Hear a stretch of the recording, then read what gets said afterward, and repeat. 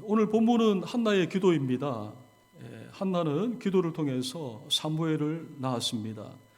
사무엘은 사사시대에서 왕정시대로 가는 다리 역할을 한 사람입니다.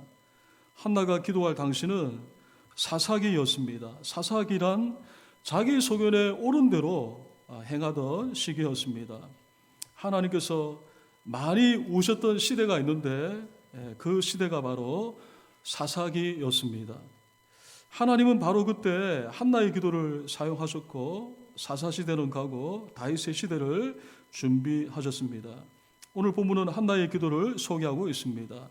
한나의 기도가 내게 주시는 교훈이 무엇이겠습니까? 첫째로 같이 한번 제목을 보겠습니다.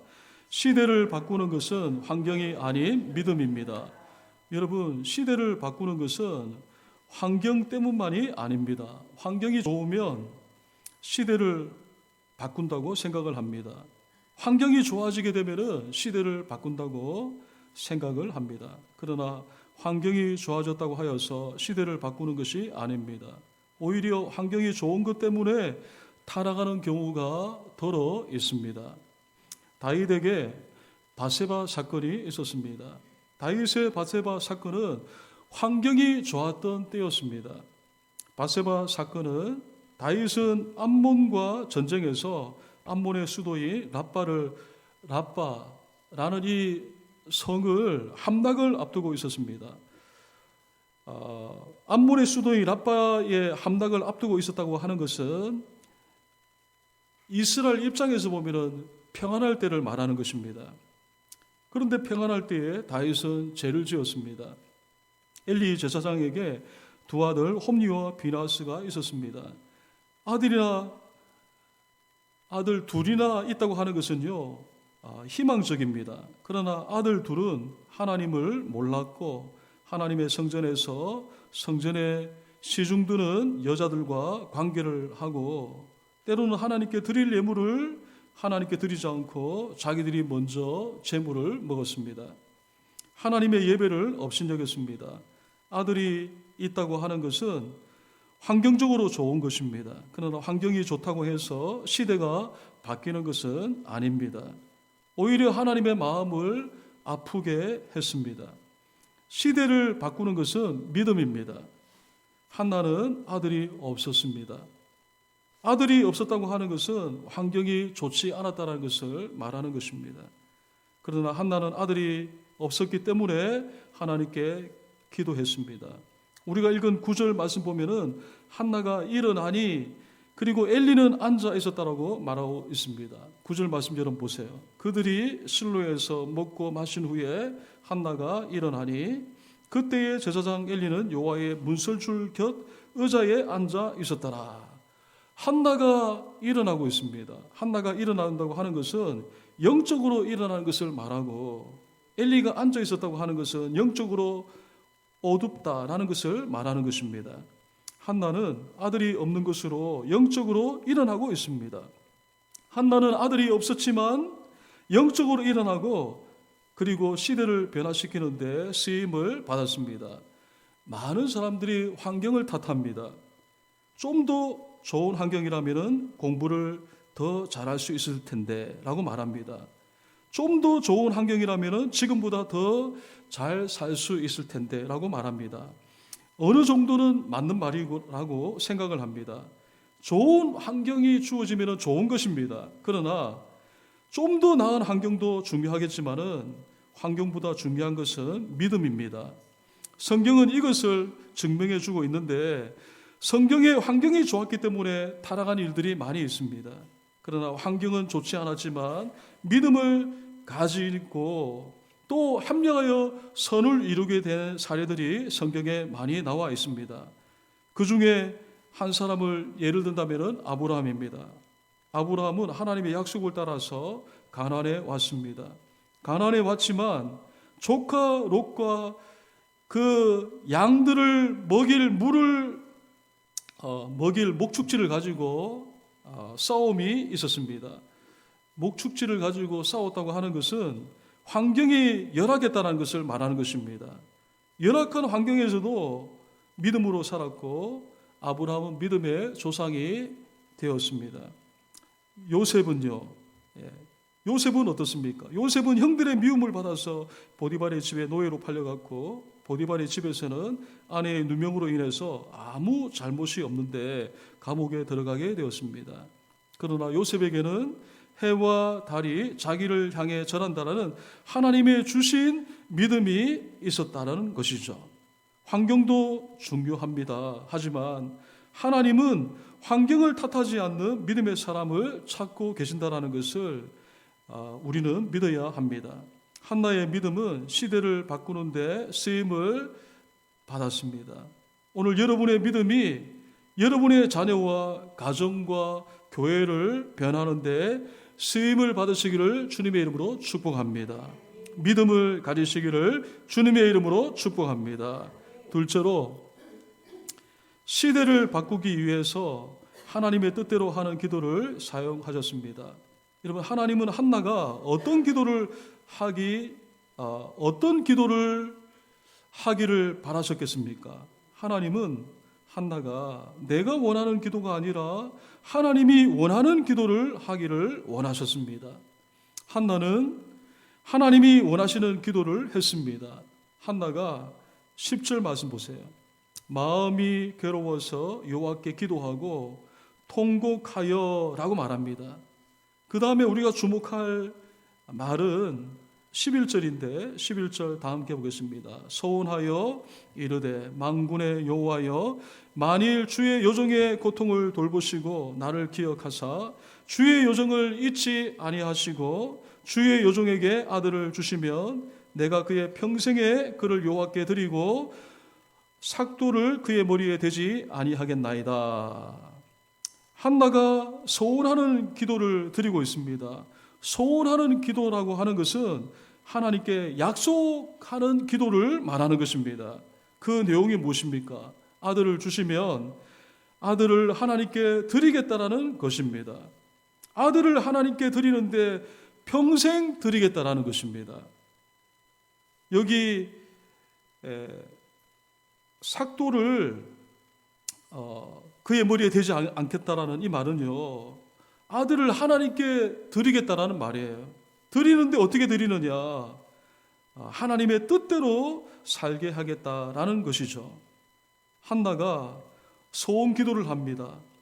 즉 하나님의 뜻대로 하겠다라고 하는 기도를 드리고 있습니다. 여러분, 그런데 한나의 소원 기도를 한다고 하는 것은 그 전에는 그렇지 않았다라는 것을 우리가 생각해 볼 수가 있습니다. 그 전에는 어떻게 했을까요?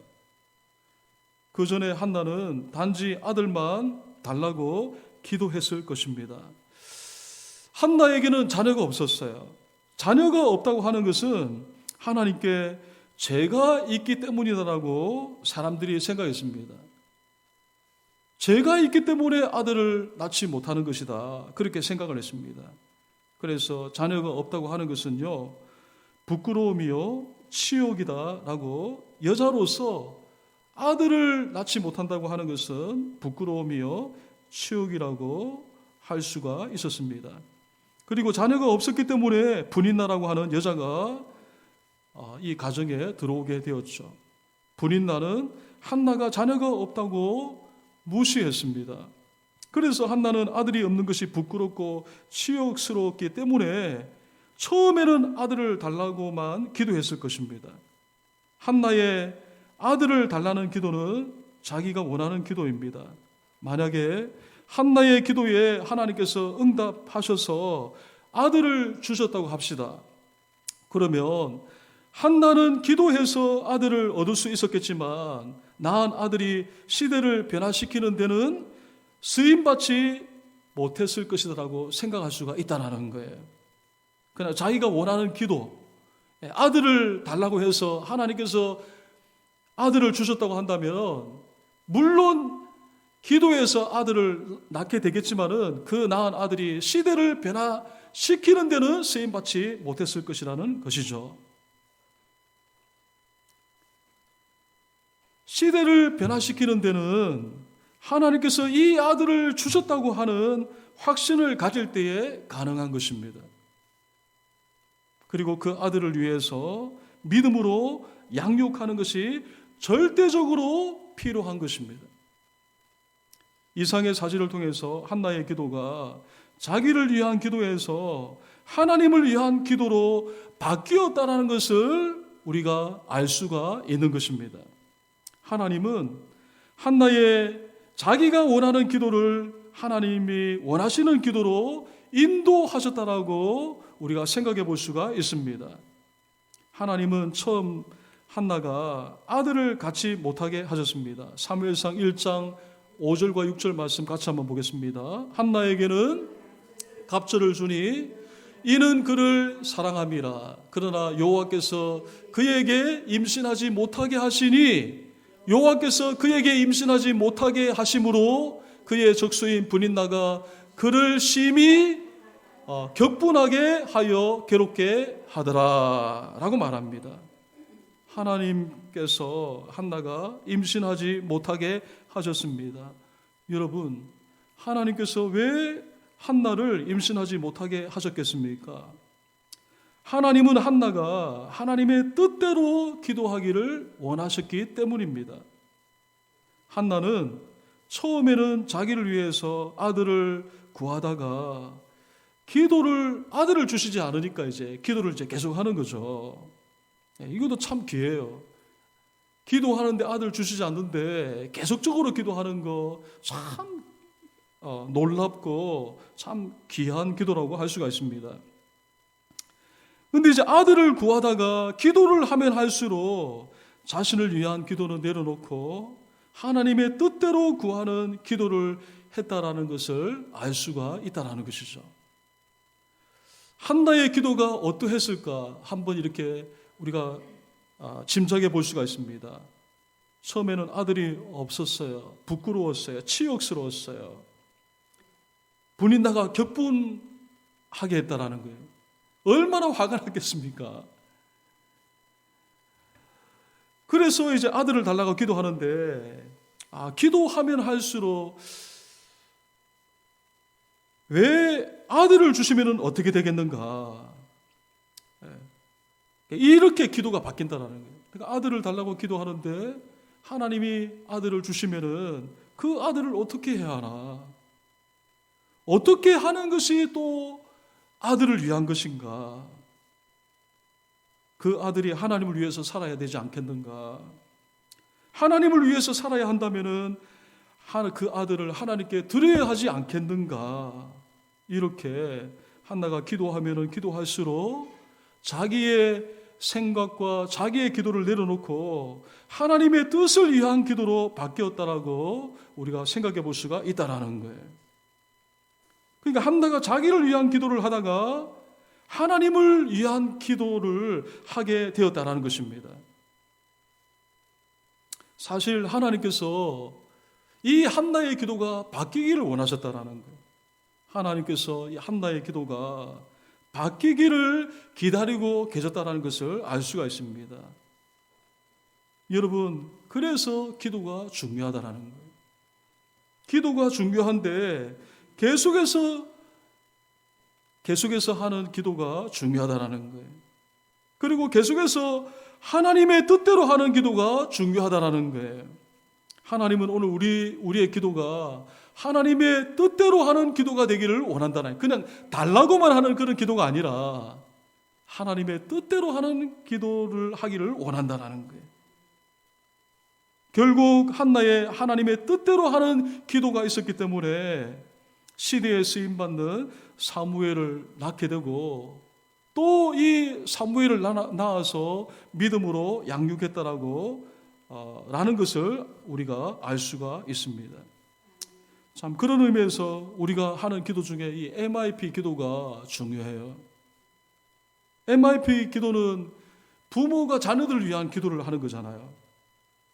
특별히 MIP 기도가 좋은 것은요, 말씀 기도이고 말씀을 가지고 계속해서 기도하는 거예요. MIP 기도 그게 정확한 권수를 모르겠는데 한 8건, 9건 되잖아요. 다 말씀 기도잖아요. 여러분, 우리가 기도할 때에 처음에는요, 우리의 목적을 이루기 위해서 기도하잖아요. 그러나 기도를 하면 할수록, 말씀 기도를 하면 할수록 하나님의 뜻대로 기도하게 되는 것입니다. 자녀의 성공을 위해서 우리가 기도하게 되죠. 그런데 자녀의 성공도 중요하겠지만 오늘 이 한나의 기도를 보면서 우리가 한 가지 발견하는 것은 성공 이후의 삶이 더 중요하다라는 거예요.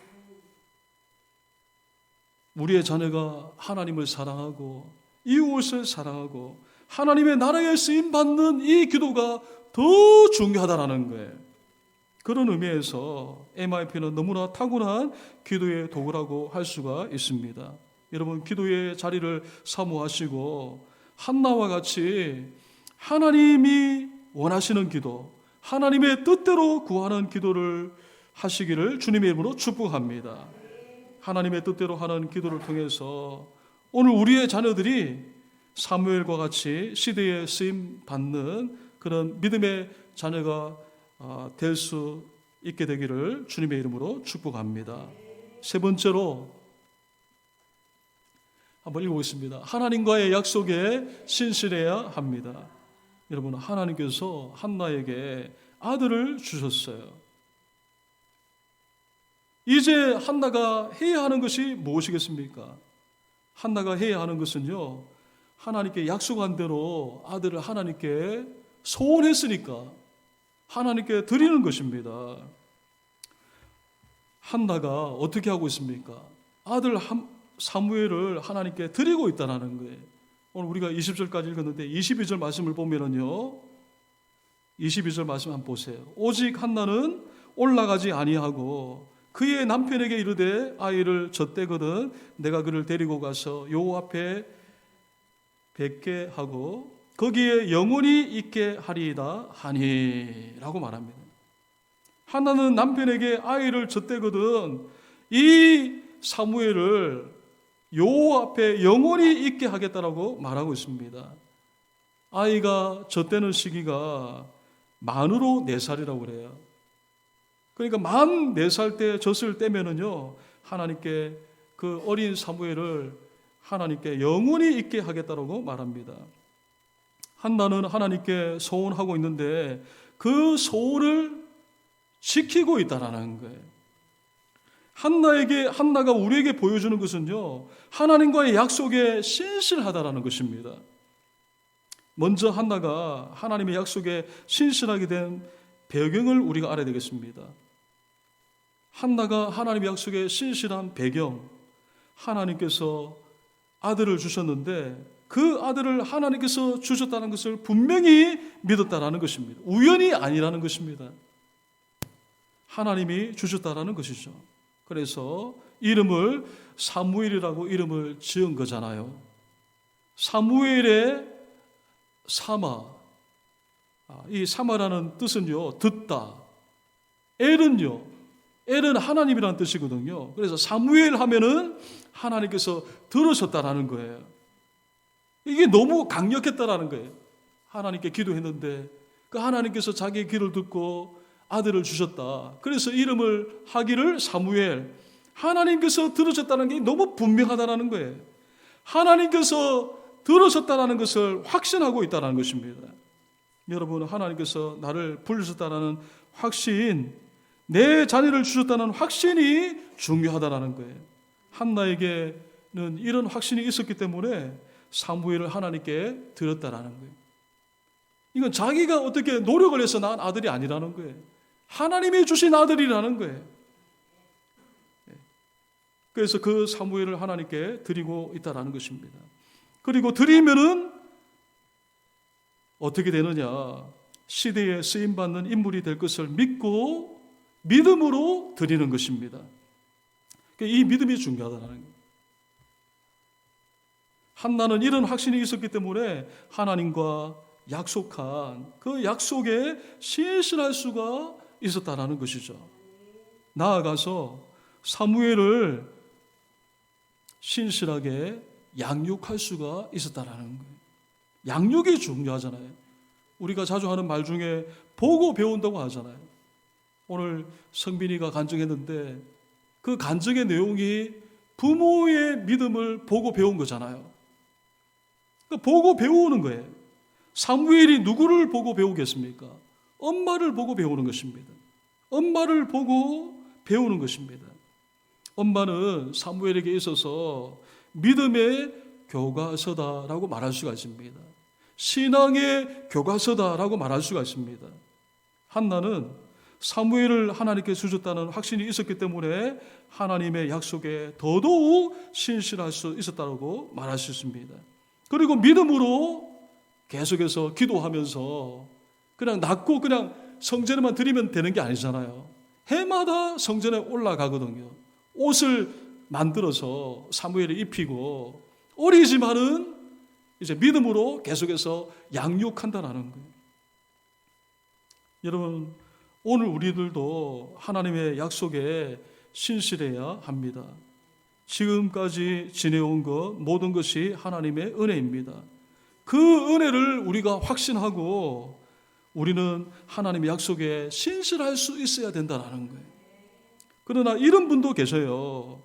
교회에 아내분은 열심인데 남편분은 가끔 교회에 오시는 분이셨어요.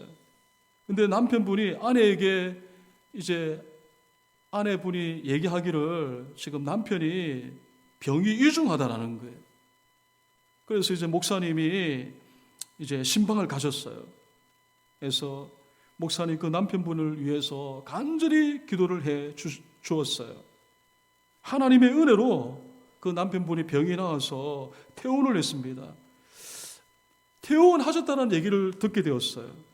그래서 너무 참 감사하다 그런 마음을 가지고 이제 퇴원하시니까 이제 주일 예배에 올 것 아닙니까? 주일 예배에 오기를 기다렸어요. 그런데 오시지 않는 거예요. 그래서 왜 오시지 않을까? 나중에 들어보니까 그 남편분이 말하기를 뭐라고 말하냐니까 목사님이 기도해서 나은 것이 아니라 나을 때가 되어서 나았다라는 거예요. 여러분, 하나님의 은혜로 알지 못하면 하나님의 약속에 신실할 수가 없는 거예요. 그래서 은혜로 믿는 믿음이 있어야 된다는 거예요.